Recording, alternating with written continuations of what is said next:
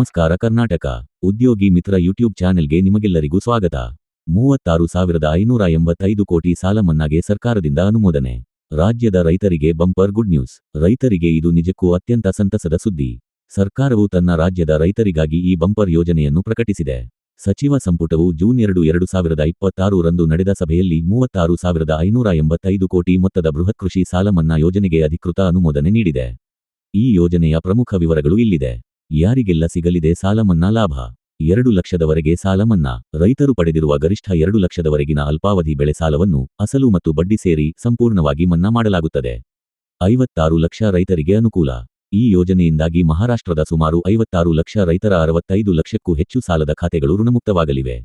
ನಿಯಮಿತವಾಗಿ ಸಾಲ ತೀರಿಸಿದವರಿಗೆ ಪ್ರೋತ್ಸಾಹ ಧನ. ಯಾವ ರೈತರು ಬ್ಯಾಂಕ್ಗಳಿಂದ ಪಡೆದ ಬೆಳೆ ಸಾಲವನ್ನು ಬಾಕಿ ಉಳಿಸಿಕೊಳ್ಳದೆ ಸಮಯಕ್ಕೆ ಸರಿಯಾಗಿ ನಿಯಮಿತವಾಗಿ ಮರುಪಾವತಿ ಮಾಡಿದ್ದಾರೋ ಅಂತಹ ಪ್ರಾಮಾಣಿಕ ರೈತರಿಗೆ ಸರ್ಕಾರದಿಂದ 50,000 ವರೆಗೆ ಪ್ರೋತ್ಸಾಹ ಧನ ನೀಡಲು ನಿರ್ಧರಿಸಲಾಗಿದೆ. ಸಾಲ ಮನ್ನಾದ ಪ್ರಮುಖ ನಿಯಮಗಳು. ಏಪ್ರಿಲ್ 1, 2019 ರಿಂದ ಮಾರ್ಚ್ 31, 2025 ರ ನಡುವೆ ಪಡೆದ ಬೆಳೆ ಸಾಲಗಳಿಗೆ ಇದು ಅನ್ವಯಿಸುತ್ತದೆ. 2 ಲಕ್ಷಕ್ಕಿಂತ ಹೆಚ್ಚಿನ ಸಾಲ ಹೊಂದಿರುವ ರೈತರು ಆ 2 ಲಕ್ಷಕ್ಕಿಂತ ಮೇಲ್ಪಟ್ಟ ಬಾಕಿ ಮೊತ್ತವನ್ನು ಮೊದಲು ಪಾವತಿಸಿದರೆ ಉಳಿದ 2 ಲಕ್ಷವನ್ನು ಸರ್ಕಾರ ಮನ್ನಾ ಮಾಡುತ್ತದೆ. ಆದಾಯ ತೆರಿಗೆ ಪಾವತಿಸುವವರು, ಸರ್ಕಾರಿ ನೌಕರರು ಹಾಗೂ ಪ್ರತಿ ತಿಂಗಳು 25,000ಕ್ಕಿಂತ ಹೆಚ್ಚು ಸಂಬಳ ಪೆನ್ಷನ್ ಪಡೆಯುವವರನ್ನು ಈ ಯೋಜನೆಯಿಂದ ಹೊರಗಿಡಲಾಗಿದೆ. ವಿಶೇಷ ಗಮನ. ಇದು ಕೇವಲ ಮಹಾರಾಷ್ಟ್ರ ರಾಜ್ಯದಲ್ಲಿ ಮಾತ್ರ ಆಗಿದ್ದು, ಮಹಾರಾಷ್ಟ್ರದಲ್ಲಿ ಸದ್ಯ ವಿಧಾನ ಪರಿಷತ್ ಚುನಾವಣೆಯ ಮಾದರಿ ನೀತಿ ಸಂಹಿತೆ ಜಾರಿಯಲ್ಲಿರುವುದರಿಂದ ಸರ್ಕಾರವು ಕ್ಯಾಬಿನೆಟ್ನಲ್ಲಿ ನಿರ್ಧಾರಕ್ಕೆ ಅನುಮೋದನೆ ನೀಡಿದ್ದರೂ ಇದರ ಅಧಿಕೃತ ಸಾರ್ವಜನಿಕ ಅನುಷ್ಠಾನ ಪ್ರಕ್ರಿಯೆಯನ್ನು ಜೂನ್ 3ನೇ ವಾರದ ನಂತರ ಆರಂಭಿಸಲಿದೆ.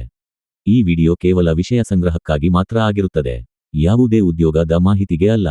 ಈ ವಿಡಿಯೋ ನಿಮಗೆ ಇಷ್ಟವಾದರೆ ಲೈಕ್ ಅನ್ನು ಒತ್ತಿ ಹಾಗೂ ಉದ್ಯೋಗಿ ಮಿತ್ರ ಯೂಟ್ಯೂಬ್ ಚಾನೆಲ್ ಅನ್ನು ಸಬ್ಸ್ಕ್ರೈಬ್ ಮಾಡಿ ಬೆಲ್ ಐಕಾನ್ ಅನ್ನು ಒತ್ತಿ. ಧನ್ಯವಾದಗಳು.